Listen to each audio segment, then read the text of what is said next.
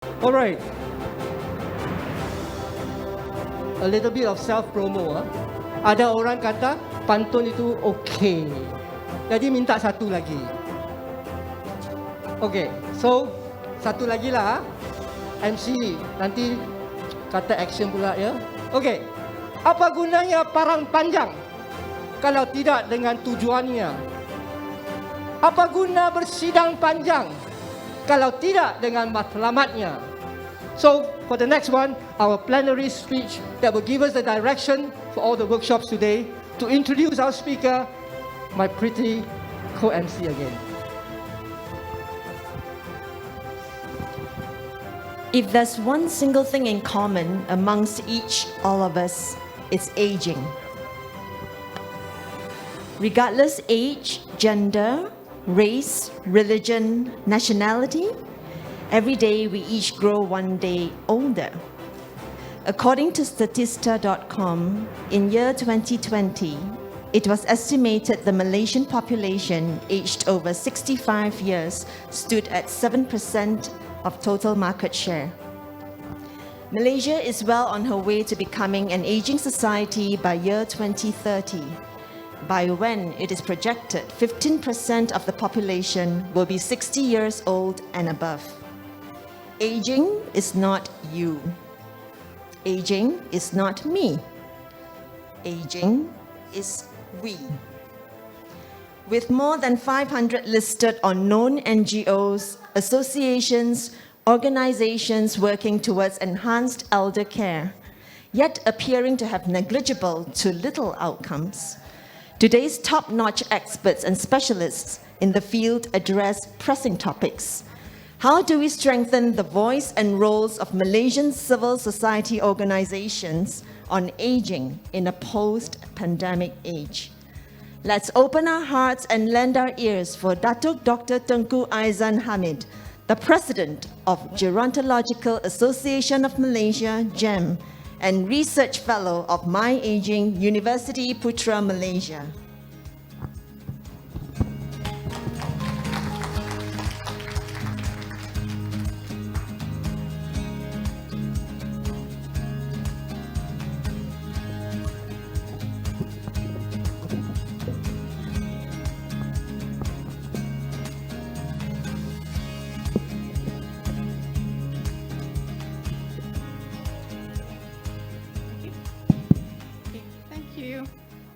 Thank you for a kind introduction. Bismillahirrahmanirrahim. Okay. Bismillahirrahmanirrahim. Assalamualaikum warahmatullahi wabarakatuh, and a very good morning to all. Okay. Yeah, this is the one. Yeah, let me test it first. Okay. My slide today is. Closer to the mic. Okay. The title of my talk today is on strengthening the voice and roles of the NGO in civil society organization in a post-pandemic age. I would like to start by sharing a useful illustration by the UK Civil Society Almanac 2020. And if you look at this, the third sector is not a burden to society. It creates jobs and services. The UK Civil Society Organization in 2017-2018, numbering about 166,000 charities, have paid workforce of 853,000 people and contributed an estimated about 12 billion to the economy, or about 0.7% of UK's total GDP, just slightly lower than the share of UK's agriculture sector. So it does mean that the third age entity in the UK is actually comparable to the contribution of the agriculture sector to UK's GDP. But at the same time, let us look at the reality to check, to understand what is it like for us in Malaysia. We know that civil society sector space in Malaysia is underdeveloped, it is not well funded, poorly documented, and virtual impact virtually gone unassessed. We have plenty of NGOs registered with the ROS.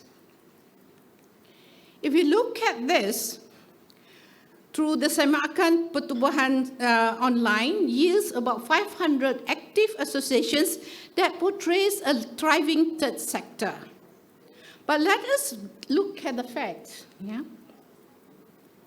If you look at the facts, and we can see that if you all can agree with me, number one, the majority of our voluntary organizations are small.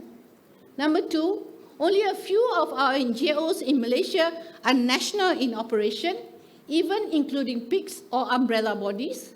Number three, our voluntary sector activities is diverse and widespread, focusing mostly on provision of social welfare services.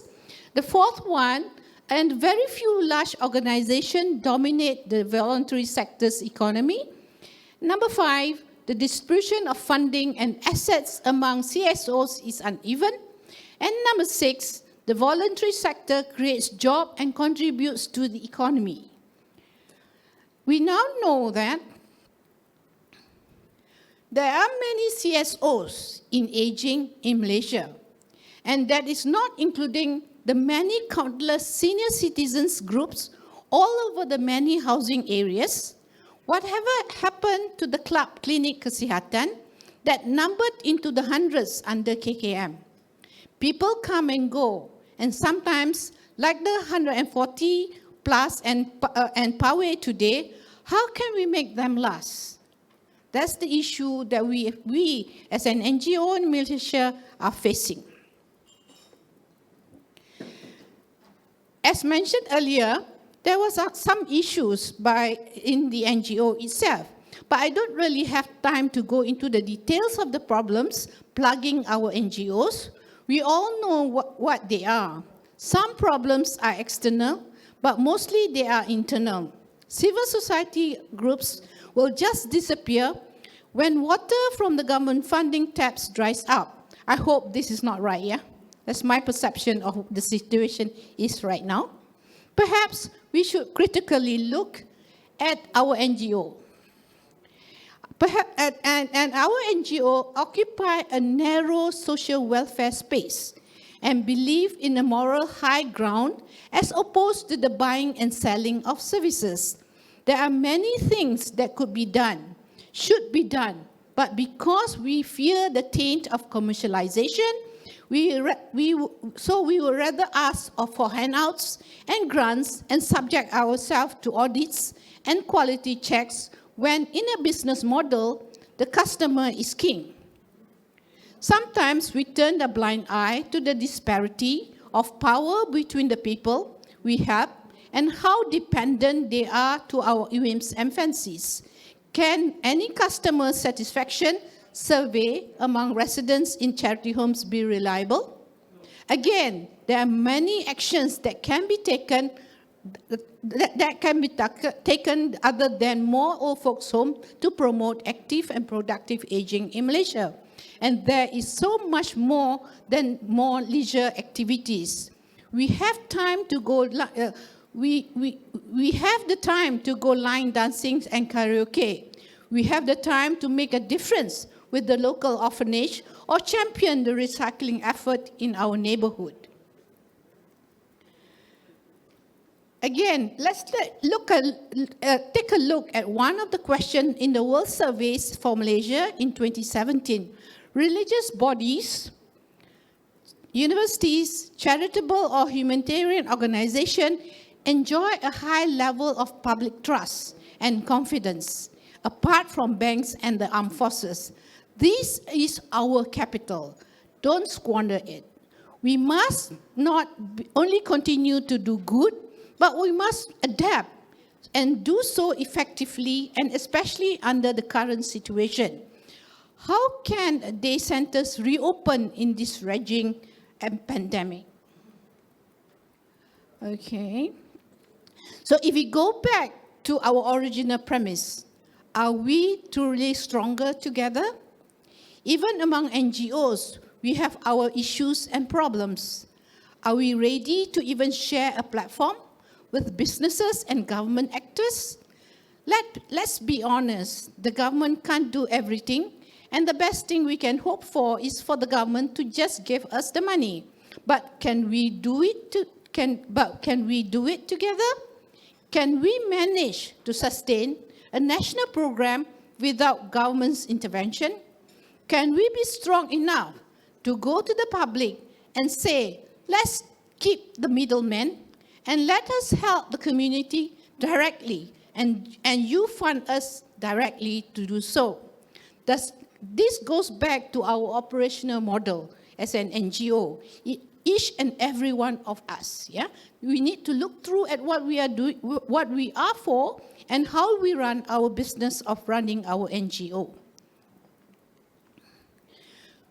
We hear a lot of feedbacks from our last do in 2017 at Vistana Kuala Lumpur.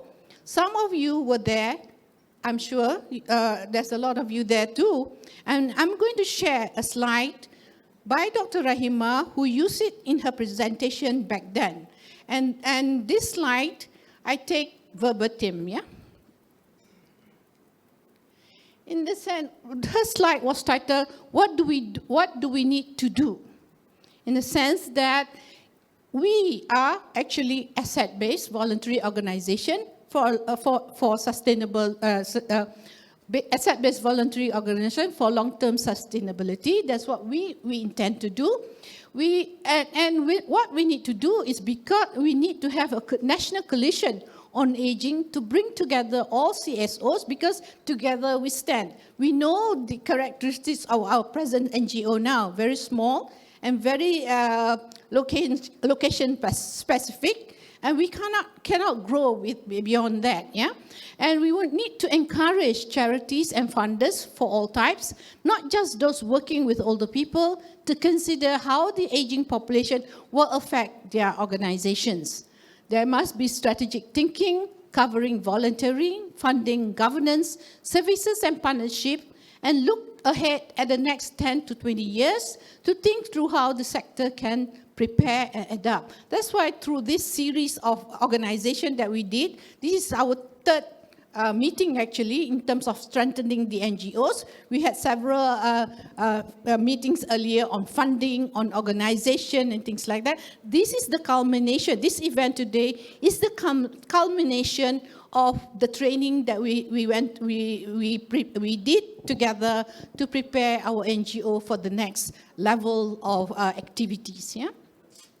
So in a sense that the NGOs are in the sense that there are older people working for older peoples. There are also older peoples working for others, and there are others working for other people. So the pathway is either giving and also receiving. And through this network, we hope that we can create a stronger force of our NGO, because we know the survival of our NGO is really, really critical. And we are the third sector that the government is looking towards to assist them in the delivery of services. And if you look at what we are going to do now, and there is what I call, it is important for us to understand where Dr. Rahima was coming from, because older people must be a force, not just for older person, but also for others. And we must avoid our silo thinking that we are doing right now. So in the words of Mr. Lee Hock Guan in his 2011 publication, and I agree with this, while CSO resources are scarce, state-supported or linked associations generally do not face staffing and material resources problems, since they would have access to financial support from the state. A major recurring problem among Malaysian NGOs, especially advocacy CSOs, is financial sustainability. This is a very, very big issue. But there are certain NGOs, when the working model is business, then they can survive. For example, I would like to share with you one NGO where initially when it was established, their goal was not to depend on funding. Their goal was to be self-sustainable. So what happened is this, in this NGO, 4 or 5 of them got together. They used their saving to start the NGO, and they started slowly, and they gained momentum, and they save from what the services that they do, and now they can buy land, they build training centers and things like that, because their goal was not to depend on funding. Their goal was to be self-sustainable. Yes, if they get funding, it's very good to do some activities for the NGO. And what happened that in that situation, the person, the target population that they cater for, in fact, did their own self-searching. And in fact, during this pandemic, these orphan children even gave the idea of sewing the PPEs for the frontliners, and they got donation to do the PPEs, and they follow strictly the requirement of KKM to do to sew the PPEs. So that becomes something that they contributed to the communities, and through that project, they actually built their self-esteem. These orphan children and things like that. So this is the kind of model that we were looking for in terms of, yes, it needs to be a combination of the models that we choose so that we can be sustainable, but at the same time, we also need help in terms of getting support from others to do the activities for the NGO. So it depends on us how we, as an NGO member, to run our own organization. Yeah. So it is very important to look at this. So I will conclude by citing Mr. Lee Hock Wan's book on the analysis of the CSOs in Malaysia, and he pointed out 3 points. As I mentioned here, while CNO resources are scarce, state-supported or linked associations generally do not face staffing and material resources problems since they would have access to the financial support. But if the state stop giving, what happens to you? Because you become dependent on the state, okay? A major recurring problem among Malaysian CSOs, especially advocacy CSOs, which is financially sustainable, and poor internal governance and lack of transparency and accountability have emerged as a major concerns with operation of Malaysian CSO. So these are the concerns that we together should think about how we want to do it. And so what do we stand, or where do we stand in this kind of situation? And I think you need to look at how we as an NGO operates. Because as a president of Persatuan Gerontologi, which we started in 1991, it is a struggle for us. Because we also have issues internally. Because when we started as an NGO, there were not many professionals in the field of gerontology. So when we started it, we were all mixed people of different background, with social interests, with professional interests and things like that.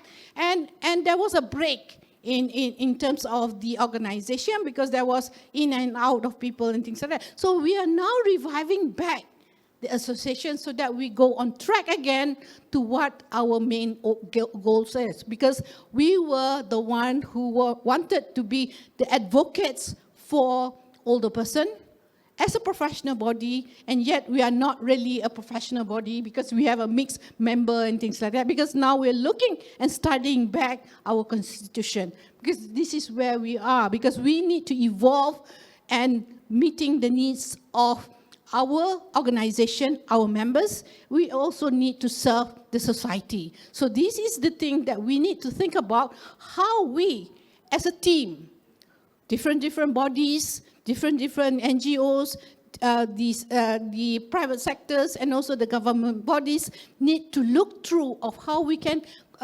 develop partnership, develop interaction, and develop the governance for it to happen. Because the pandemic, actually, it is a miracle to us, especially for us, in terms of thinking of the ways we should work together. Because the pandemic really shows the need for us to work together. Because before this, we take things for granted, yeah? Because you do this, I do this, and things like that, and we get settled. But if you look at the way we handle the pandemic, the togetherness, the coalition, the partnership that happens on the ground is the way to go. So I think through the culmination of the different trainings that we have in the session under this project, it is time for us to reflect back the thoughts that we had in 2017 to develop the coalition for NGOs on aging so that we can make an impact for the society, for the older person, by the older person. Because to me, we are heading there. And 2030 is not far away. 2030 is only 9 years to go. And we really need to transform the way we work so that we need to act on it. If we do incremental things, it doesn't have any effect. So we need to have transformative thinking. We need to look at how our governance within our NGO and across NGO, and together we stand. So this is my take-home message for you all today. So thank you very much.